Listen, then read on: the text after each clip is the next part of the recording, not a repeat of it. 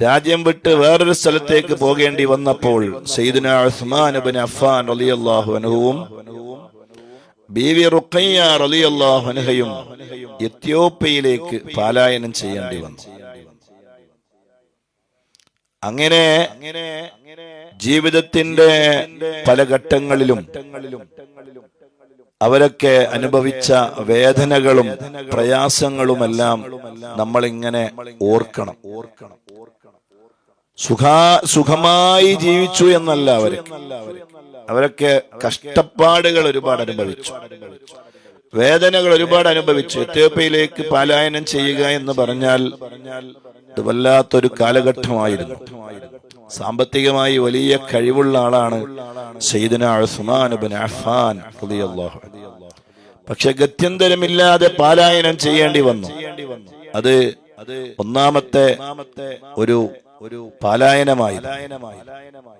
പിന്നീടാണ് മക്കയിൽ നിന്ന് മദീനയിലേക്കുള്ള പലായനം ഉണ്ടായത്. അപ്പൊ ആ എത്യോപ്യയിലേക്കുള്ള യാത്ര എത്രമാത്രം ദുസ്സഹമായിരിക്കും, എത്രമാത്രം പ്രയാസകരമായിരിക്കും, എത്രമാത്രം വേദനാജനകമായിരിക്കും.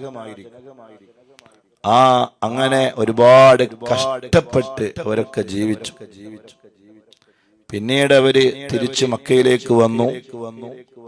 മക്കയിൽ നിന്ന് മദീനയിലേക്ക് പലായനം ചെയ്യുമ്പോൾ അവരുണ്ടായി. മദീനയിലെത്തിയിട്ട് അവിടെ നിന്നാണ് പിന്നീട് കുറെ കാലമൊന്നും അവർ ജീവിച്ചില്ല. വളരെ ചെറിയ പ്രായത്തിൽ തന്നെ അവർ അല്ലാഹുവിന്റെ റഹ്മത്തിലേക്ക് യാത്രയായി. മദീനയിലെ ജന്നത്തുൽ ബഖീൽ വിശ്രമിക്കുന്നുണ്ട് ബീവി റുഖയ്യ റളിയല്ലാഹു അൻഹാ.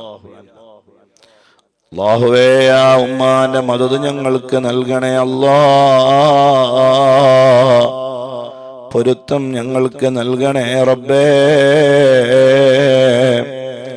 അവരുടെ മദദ് ഞങ്ങൾക്ക് നൽകണേ അല്ലാഹ്. സയ്യിദുനാ ഹസൻ റളിയല്ലാഹു അൻഹു മുത്തു റസൂലുള്ളാഹിന്റെ പേരക്കുട്ടിയാണ്. ഫാത്തിമ ഉമ്മ റളിയല്ലാഹു അൻഹയുടെ മോനാണ്.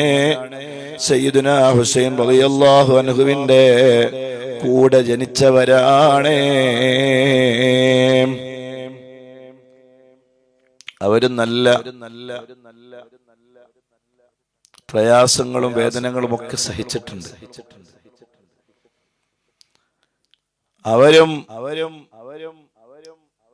മദീനയിൽ നിന്ന് മദീനയിലെ ജീവിതത്തിന്റെ ഇടയിൽ തന്നെ വളരെ ചെറിയ പ്രായത്തിൽ തന്നെ അവരും അള്ളാഹുവിന്റെ റഹ്മത്തിലേക്ക് യാത്രയായി. ബീവി ഫാത്തിമത്തു സഹ്റ റളിയല്ലാഹു അൻഹ അവര് വഫാത്തായ കുറച്ചു കാലം കഴിഞ്ഞപ്പോൾ തന്നെ സയ്യിദുനാ ഹസൻ റളിയല്ലാഹു അൻഹുവും ഈ ലോകത്തോട് യാത്ര പറയുകയുണ്ടായി. അള്ളാഹുവിന്റെ മുൻകൂട്ടിയുള്ള ഖളാഉം നിശ്ചയവുമാണ്. ഏതായിരുന്നാലും അവരൊക്കെ നമ്മൾ ഓർക്കുകയാണ്. അല്ലാഹുവേ, ഞങ്ങൾ ഓതിയ ഫാത്തിഹ, ഞങ്ങൾ ഓതിയ സൂറത്തുൽ ഇഖ്ലാസ് എല്ലാം അവരെ ഹളറാത്തിലേക്ക് നീ എത്തിച്ചു. അവരുടെ മദദും അവരുടെ സഹായവും അവരുടെ പൊരുത്തവും നളുറും ഞങ്ങൾക്ക് നീ നൽകണേ റഹ്മാനെ. അവരെ കൊണ്ട് ഞങ്ങളുടെ ദുനിയാവും ഞങ്ങളുടെ ആഖിറവും നീ രക്ഷപ്പെടുത്തണേ അല്ലാഹ്. എല്ലാ ഖൈറിന്റെ വാതിലുകളും അല്ലാഹുവേ ഞങ്ങൾക്ക് നീ തുറന്നു തരണേ അല്ലാഹ്. ഈ വിശുദ്ധ റമളാൻ അവരുടെ ബറക്കത്ത് കൊണ്ട് അനുകൂലമായി സാക്ഷി നിൽക്കുന്ന നല്ല മുത്തഖീങ്ങളിൽ ഞങ്ങളെ നീ പെടുത്തണേ റഹ്മാനെ.